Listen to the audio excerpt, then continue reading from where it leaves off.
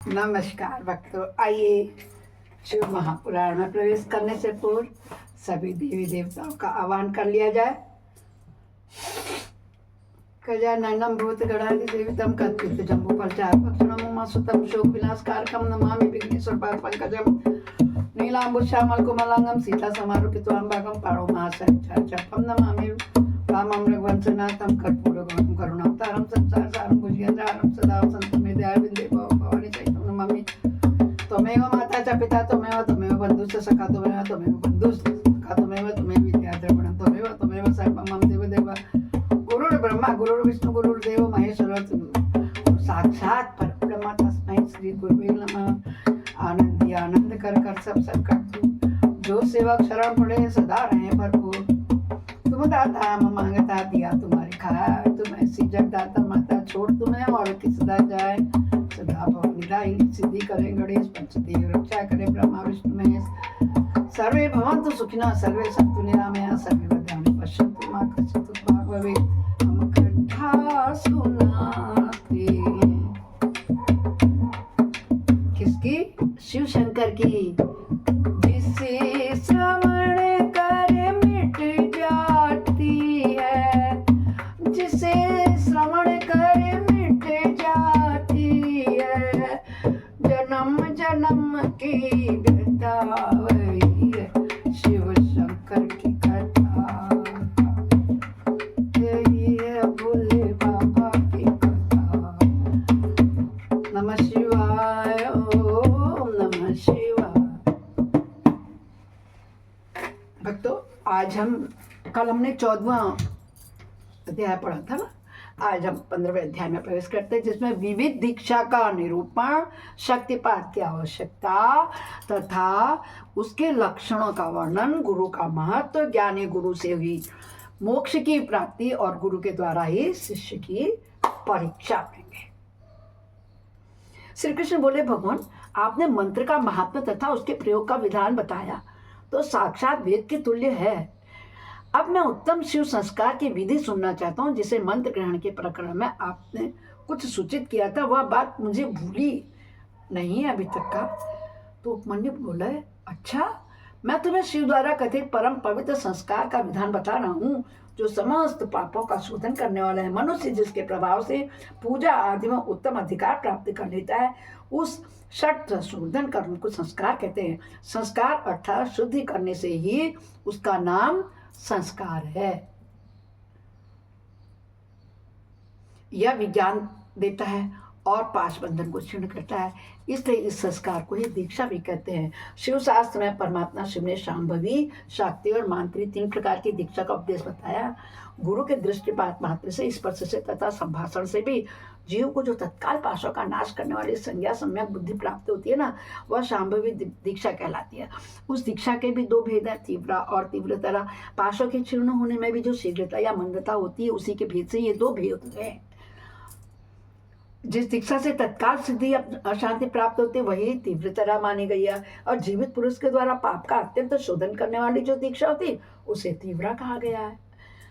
गुरु योग मार्ग से शिष्य के शरीर में प्रवेश करके ज्ञान दृष्टि से जो ज्ञानवती दीक्षा देता है, वह शाक्ति कही गई है। क्रियावती दीक्षा को मातृ दीक्षा कहते हैं। इसमें पहले होम कुंड और यज्ञ मंडप का निर्माण किया जाता है, फिर गुरु बाहर से मंद या मंदतर उद्देश्य को लेकर शिष्य को संस्कार करते हैं।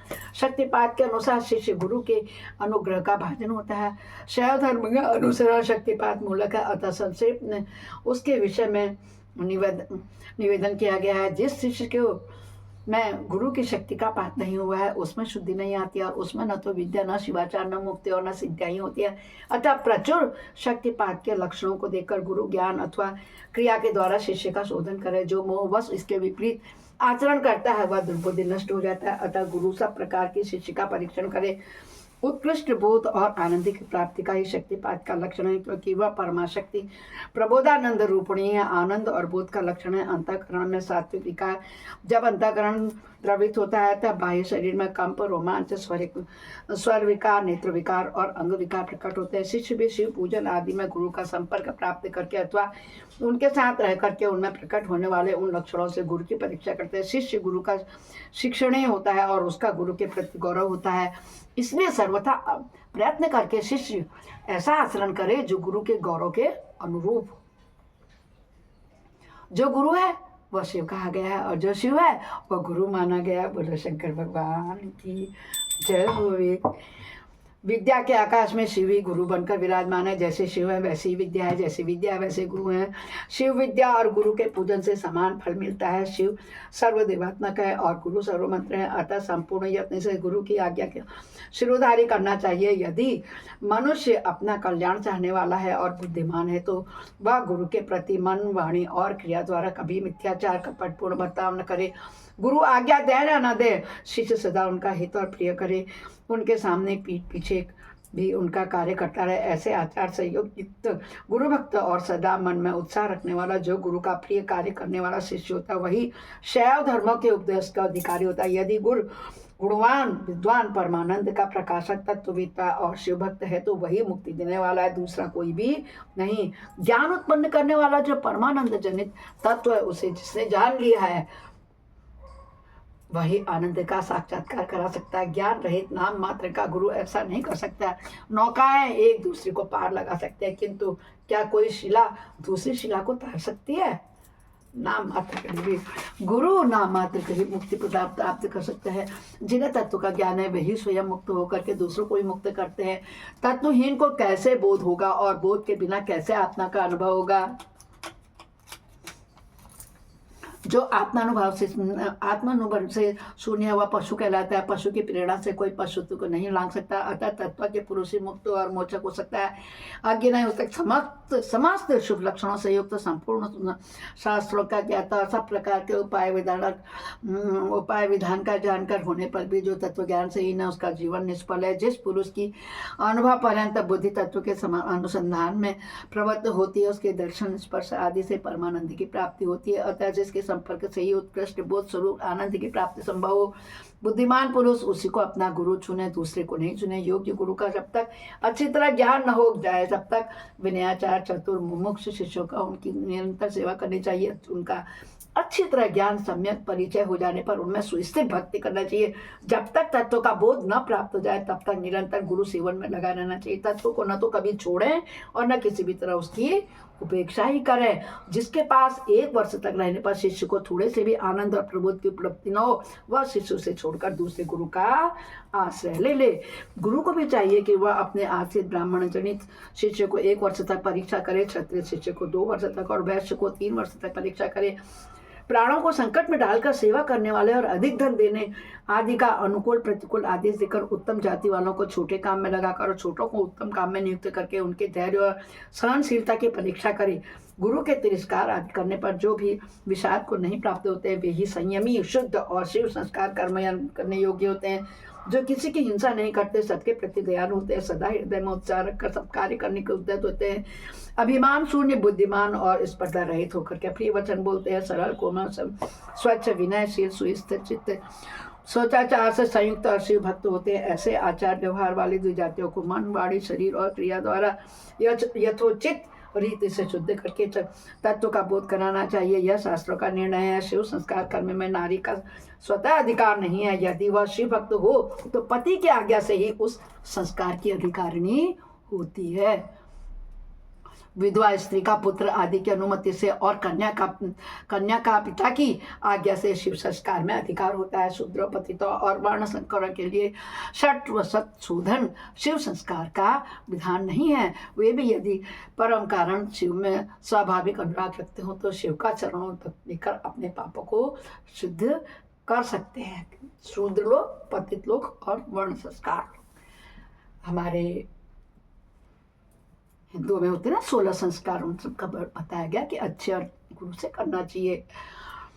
अब समय संस्कार और समयाचार की दीक्षा की विधि कैसे रहनी चाहिए। बोलो शंकर भगवान की जय हो।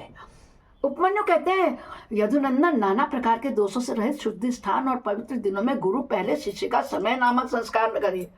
गंध वर्ण रस आदि से विधि पूर्वक भूमि की परीक्षा करके वास्तुशास्त्र में बताई हुई पद्धति से वहां मंडप का निर्माण करें। मंडप के बीचों बीच विधि बनाकर 8 दिशाओं में छोटे छोटे कुंड बनाएं। फिर ईशान कोण में या पश्चिम दिशा में प्रधान कुंड का निर्माण करें। एक ही प्रधान कुंड बना करके चंदोवा ध्वज तथा अनेक प्रकार की बहुसंख्यक महिलाओं से उसको सजाए। तत्पश्चात वेदी के मध्य भाग में शुभ लक्षणों के युक्त मंडल बनाए। लाल रंग के सुवर्ण आदि के चूर्ण से वह मंडल बनाना चाहिए। मंडल ऐसा होना चाहिए कि उसमें ईश्वर का आह्वान किया जा सके। निर्धन मनुष्य सिंदूर, अघनी या तिन्नी के चावल के चूर्ण से भी मंडल बना सकते हैं। इस मंडल में 1 या 2 हाथ का श्वेत या लाल कमल बनाएं। एक हाथ के कमल की कर्णिका 8 अंगुल की होनी चाहिए, उसके केसर 4 अंगुल में हो और शेष भाग में अष्टदल आदि की कल्पना करें। 2 हाथ के कमल की कर्णिका आदि 1 हाथ वालों से दुगनी होनी चाहिए। उक्त वेदी या मंडप के ईशान कोण में पुनः एक वेदी पर 1 हाथ या आधे हाथ का मंडल बनाएं और उसे शोभाजनक सामग्रियों से सुशोभित करें। तत्पश्चात धान, चावल, सरसों, तिल, फूल और कुचा से उस मंडल को आच्छादित करके उसके ऊपर शुभ लक्षणों से युक्त शिव कलश की स्थापना करें। वह कलश सोना, चांदी, तांबा और मिट्टी का होना चाहिए। उस पर गंध, पुष्प, अक्षत, कुश और तुरवाकर रखे जाए। उसके कंठ में सफेद सूत लपेटा जाए और उसे 2 नूतन वस्त्रों से आच्छादित किया जाए। उसमें शुद्ध जल भर दिया जाए। कलश में 1 मुट्ठी कुश अग्रभाग ऊपर की ओर करके डाला जाए। सुवर्ण आदि द्रव्य छोड़ा जाए और उस कलश को ऊपर से ढक दिया जाए। उस आसन रूप कमल के उत्तर दल में सूत्र आदि के बिना झारी या गड़ुआ, वर्धनी, विशिष्ट जलपात्र, शंख, चक्र, कमलदल आदि सब सामग्री संग्रह करके रखते हैं। उक्त आसन मंडल के अग्रभाग में चंद्र मिश्रित जल से भरी हुई वर्धनी अस्त्रराज के लिए रखे। फिर मंडल के पूर्व भाग में पूर्ववत मंत्रयुक्त कलश की स्थापना करके शिव की विधि पूर्वक महापूजा प्रारंभ करें। समुद्र या नदी के किनारे, गौशाला में, पर्वत के शिखर पर, दिवालय में अथवा घर में या किसी भी मनोहर स्थान में मंडप आदि रचना के बिना पूर्वोक्त सब कार्य करें। फिर पूर्ववत मंडल और अग्नि की वेदी बनाकर गुरु प्रसन्न मुख से पूजा भवन में प्रवेश करे। वहां सब प्रकार के मंगल कृत्य का संपादन करके नित्य कर्म के अनुष्ठान पूर्वक मंडल के मध्य भाग में महेश्वर की महापूजा करने के अनंतर पुनः शिव कलश पर शिव का आवाहन पूजन करे। पश्चिमाभिमुख यज्ञ रक्षक ईश्वर का ध्यान करके अस्त्रराज की वर्धनी में दक्षिण की ओर ईश्वर के अस्त्र की पूजा करके फिर मंत्र युक्त कलश में मंत्र तथा मुद्रा आदि का न्यास करके मंत्र विशारद गुरु मंत्र योग करे। इसके बाद देशिक शिरोमणि गुरु प्रधान कुंड में शिवाग्नि की स्थापना करके उसमें होम करें। साथ ही दूसरे ब्राह्मण भी चारों ओर से उसमें आहुति डालें। आचार्य से आधे या चौथाई होम का उनके लिए विधान है। आचार्य शिरोमणि को प्रधान कुंड में ही हवन करना चाहिए। दूसरे लोगों को स्वाध्याय, स्तोत्र एवं मंगल पाठ करना चाहिए। अन्य शिव भक्त भी वहाँ विधिवत जप करें। नृत्य, गीत, वाद्य एवं अन्य मंगल कृत्य भी होने चाहिए। सदस्यों का विधिवत पूजन, पुण्यवाचन तथा पुनः भगवान शंकर का पूजन संपन्न करके शिष्य पर अनुग्रह करने की इच्छा मन में ले आचार्य महादेव जी से इस प्रकार प्रार्थना करनी चाहिए। हे देवेश्वर देव, प्रसन्न होइए। विश्वनाथ दयानिधि, मेरे शरीर में प्रवेश करके आप कृपा पूर्वक इस शिष्य को बंधन मुक्त कराइए। ऐसी प्रार्थना करनी चाहिए। तदंतर मैं ऐसा ही करूँगा। इस प्रकार की इष्ट देव की अनुमति पाकर गुरु उस शिष्य को जिसने उपवास किया हो या हविष्य भोजन किया हो अपने निकट बुलाए। वह शिष्य एक समय भोजन करने वाला और विरक्त हो, स्नान करके प्रातः काल का कृत्य पूरा कर चुका हो, मंगल कृत्य का संपादन करके प्रणव का जप और महादेव जी का ध्यान कर रहा हो, उसमें उसे पश्चिम या दक्षिण द्वार के सामने मंडप में कुश के आसन पर उत्तर की ओर मुंह करके बिठाए और गुरु स्वयं पूर्व की ओर मुंह करके खड़ा रहे। शिष्य ऊपर की ओर मुंह करके हाथ जोड़ ले। गुरु प्रोक्षणी के जल से शिष्य का पोषण करके उसके मस्तक पर अस्त्र मुद्रा द्वारा फूल फेंक कर मारे। फिर अभिमंत्रित नूतन वस्त्र आधे दुपट्टे से उसके आंख बांध दे। इसके बाद शिष्य को दरवाजे से मंडल के भीतर प्रवेश कराए। शिष्य भी गुरु से प्रेरित हो शंकर जी की 3 बार प्रदक्षिणा करे। इसके बाद प्रभु को सुवर्ण मिश्रित पुष्पांजलि चढ़ा करके पूर्व या उत्तर की ओर मुंह करके पृथ्वी पर दंड की भांति गिर करके साष्टांग प्रणाम करे। तदंतर मूल मंत्र से गुरु शिष्य का प्रोक्षण करके पूर्ववत अस्त्र मंत्र के द्वारा उसके मस्तक पर फूल से धारण करने के पश्चात नेत्र बंधन खोल दे।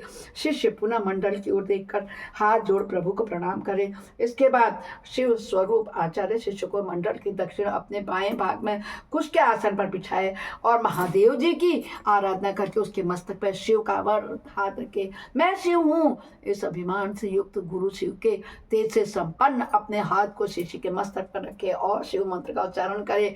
उसी हाथ से वह शिष्य के संपूर्ण अंगों को स्पर्श करे।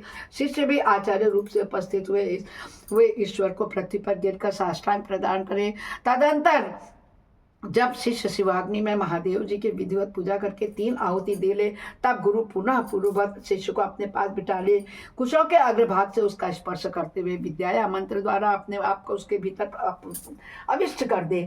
तत्पश्चात महादेव जी को प्रणाम करके नाड़ी संधान करे। फिर शिव शास्त्र में बताए हुए मार्ग से प्राण का निष्क्रमण करके शिष्य के शरीर में प्रवेश की भावना करे। साथ ही मंत्रों का तर्पण भी करे। मूल मंत्र के तर्पण के लिए उसी के उच्चारण पूर्वक 10 आहुतियां देनी चाहिए। फिर अंगों के तर्पण के लिए अंग मंत्रों की क्रमशः 3 आहुतियां देनी चाहिए। इसके बाद पूर्णाहुति देकर मंत्र वेदता गुरु प्रायश्चित के निमित्त मूल मंत्र से पुनः 10 आहुतियां अग्नि में डालें। फिर देवेश्वर शिव का पूजन करके सम्यक आचमन और हवन करने के पश्चात यथोचित रीति से जातिता वैश्य का उद्धार करना चाहिए। भावना द्वारा उसके वैश्यत्व को निकालकर उसमें क्षत्रियत्व की उत्पत्ति करनी चाहिए। फिर इसी क्षत्रियत्व का भी उद्धार करके गुरु उसमें ब्राह्मणत्व की भावना करे। इसी प्रणाली से जातिता क्षत्रिय का भी उद्धार करके ब्राह्मण बनाए। फिर उन दोनों शिष्यों में रुद्रत्व की उत्पत्ति करे। जो जाति से ही ब्राह्मण है उस शिष्य में केवल रुद्रत्व की ही स्थापना करे। फिर शिष्य को प्रोक्षण और ताड़न करके उसके आग की चिंगारियों के समान प्रकाशमान शिव स्वरूप आत्मा को अपने आत्मा में स्थित होने की भावना करे। तदंतर पूर्वोक्त में नाड़ी से गुरु मंत्रोच्चारण पूर्वक वायु का रेचा निसारण करे। वायु का निसारण करके उस नाड़ी के द्वारा ही शिष्य के हृदय में वह स्वयं प्रवेश करके उसके चैतन्य का नील बिंदुओं के समान चिंतन करे। साथ ही यह भावना करे कि मेरे तेज से इसका सारा मल नष्ट हो जाए यानी कि सारे दुख दरिद्र पाप कष्ट और दोष जितने भी हैं वो अवगुण दूर हो जाए। प्रवेश करके उसके चैतन्य भाव का नील बिंदु के समान चिंतन करे। साथ ही यह भावना करे कि मेरे तेज से इसका सारा मल नष्ट हो गया है और यह पूर्णतया प्रकाशित हो रहा है। इसके बाद उस जीव चैतन्य को लेकर के नाड़ी से संहार मुद्रा एवं पूरक प्राणायाम द्वारा अपने आत्मा से एकीभूत होकर के करने के लिए उसमें निर्विष्ट करे। फिर रीछक की ही भांति कुंभक द्वारा उसी नाड़ी से उस जीव चैतन्य को वहां से लेकर शिष्य के हृदय में स्थापित कर दे। तत्पश्चात शिष्य का स्पर्श करके शिव से उपलब्ध हुए यज्ञ पवित्र को उसे दे करके गुरु 3 बार आहुति दे पूर्णाहुति होम करे। इसके बाद आराध्य देव के दक्षिण भाग में शिष्य को कुश तथा फूल से आच्छादित करके श्रेष्ठ आसन पर बिठा करके उसका मुंह उत्तर की ओर करके उसे स्वस्तिक आसन में से स्थित करे। शिष्य गुरु की ओर हाथ जोड़े रहे। गुरु स्वयं पूर्वाभिमुख हो एक श्रेष्ठ आसन पर खड़ा रहे और पहले से ही स्थापन पूर्वक सिद्ध किए हुए पूर्ण घट को लेकर के शिव का ध्यान करते हुए मंत्र पाठ तथा मांगलिक वाद्यों के ध्वनि के साथ शिष्य का अभिषेक करे। तदंतर शिष्य उस अभिषेक के जल को पूज करके श्वेत वस्त्र धारण करे, आचमन करे, अलंकृत हो, हाथ जोड़ मंडप में जाए। तब गुरु पहले की ही भांति उसे कुशासन पर बिठाकर मंडप में महादेव जी की पूजा करके न्यास करे। इसके बाद मन ही मन महादेव जी का ध्यान करते हुए दोनों हाथों में भस्म लिए शिष्यों के अंगों में लगाए और फिर शिव मंत्र का उच्चारण करे। तदंतर शिवाचार्य मृत्यान्यास के मार्ग से शिष्य को धन प्लावनादि सकलीकरण करके उसके मस्तक पर शिव के आसन का ध्यान करे और वहां शिव का आह्वान करके यथोचित रीति से उनके मानसिक पूजा करे। तत्पश्चात हाथ जोड़कर महादेव जी की प्रार्थना करे, हे प्रभु आप नित्य यहाँ विराजमान हो। इस तरह प्रार्थना करके मन ही मन यह भावना करे कि शिष्य भगवान शंकर के तेज से प्रकाशित हो रहा है। इसके बाद पुनः शिव जी की पूजा करके शिवारूपिणी शैवी आज्ञा प्राप्त करके गुरु शिष्य के कान में धीरे धीरे शिव मंत्र का उच्चारण करे। शिष्य हाथ जोड़े हुए उस मंत्र को सुन करके उसी में मन लगाकर शिवाचार्य की आज्ञा के अनुसार धीरे धीरे उसकी आवृत्ति करे। फिर मंत्र ज्ञान कुशल आचार्य सात मंत्र का उपदेश दे उसका सुखपूर्वक आचरण करवाकर शिष्य के प्रति मंगला प्रशंसा करे। तत्पश्चात संस्कृत से वाचक योग के अनुसार ईश्वर रूप मंत्र का उपदेश देकर के योगासन की शिक्षा दी। तदंतर शिष्य गुरु की आगे से शिव अग्नि तथा गुरु के समीप भक्ति भाव से प्रतिज्ञा पूर्वक निम्नांकित रूप से दक्षिणावाची का आचरण करे। मेरे लिए प्राणों का परित्याग कर देना अच्छा होगा अथवा सिर कटा देना भी अच्छा होगा, किंतु मैं भगवान त्रिलोचन की पूजा किए बिना कभी भोजन नहीं कर सकता हूँ। त्रिलोचन की पूजा करना बहुत ही जरूरी है, उसके बिना मैं खाना नहीं खाऊंगा, कहते जिसको गायत्री मंत्र का ही बता रखा ना कि कैसे करना चाहिए। जब तक मोह दूर न हो जाए तब तक वह भगवान शिव में ही निष्ठा रखकर उन्हीं के आश्रित तो नियम पूर्वक उन्हीं की आराधना करता रहे। फिर भगवान शिव भी उसे योग से प्रदान करते हैं। ऐसा करने से उस शिष्य का नाम समय होगा, उसे शिवाश्रम से रहने का अधिकार प्राप्त होगा। वहाँ रहने वाले शिष्य को गुरु की आज्ञा का पालन करते हुए सदा उनके वश में रहना चाहिए। इसके बाद गुरु करन्यास करके अपने हाथ से भस्म लेकर के मूल मंत्र का उच्चारण करते हुए उस भस्म को रुद्राक्ष के शिष्य के हाथ में दे दे। साथ ही महादेव जी की प्रतिमा अथवा उन गुण शरीर लिंग और यथासंभव पूजा होम यज्ञ जब तक ध्यान के साधन भी है फिर वो भी दे दे। और वह शिष्य भी शिवाचार्य से प्राप्त हुई उन वस्तुओं को उन्हीं की आज्ञा से बड़े आदर के साथ ग्रहण करे, उनकी आज्ञा का उल्लंघन न करे। आचार्य से प्राप्त हुई सारी वस्तुओं को भक्तिभाव से सिर पर रखकर ले जाए और उनकी रक्षा करे। अपनी रुचि के अनुसार मठ में या घर में शंकर जी की पूजा करता रहे। इसके बाद गुरु भक्ति श्रद्धा बुद्धि के अनुसार शिष्य के शिवाचार्य की शिक्षा दे। शिवाचार्य ने समयाचार के विषय में जो कुछ भी कहा, जो आज्ञा दी हो तथा और जो कुछ बातें बताई थी, उन सबको शिष्य सिरोधार्य करे। गुरु के आदेश से ही वह शिवागम का ग्रहण पठन और श्रवण करे, न तो अपनी इच्छा से करे और न ही दूसरी की प्रेरणा से करे। इस प्रकार मैंने संक्षेप में समयाख्य संस्कार समयाचरण की दीक्षा का वर्णन किया। यह मनुष्यों को साक्षात सुधा की प्राप्ति कराने वाले हैं। बोलो शंकर भगवान की जय होवे, जय जय भोलेनाथ की जय जय होवे, जय शंकर। इस प्रकार हमारा 16वां अध्याय संपूर्ण होता है।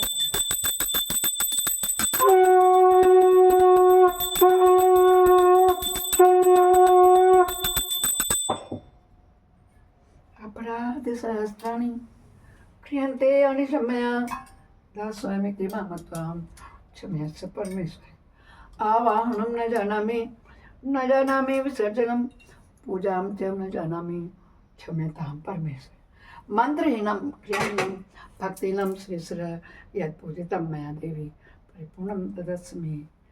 हे भोलेनाथ, हे इष्टदेव, हे कुलदेव, हे सत्यदेव, आपकी जय हो। धन्यवाद, नमस्कार।